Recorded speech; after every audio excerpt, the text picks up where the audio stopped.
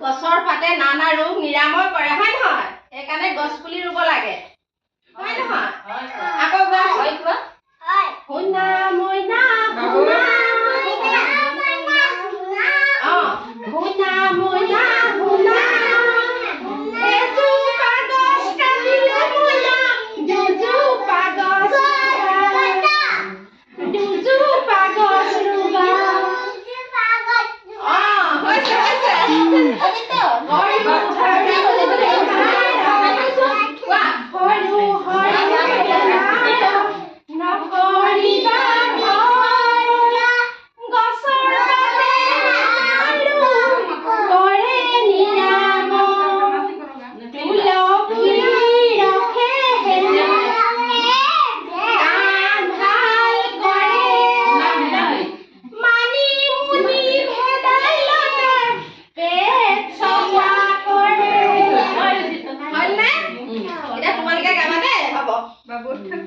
হয়নে?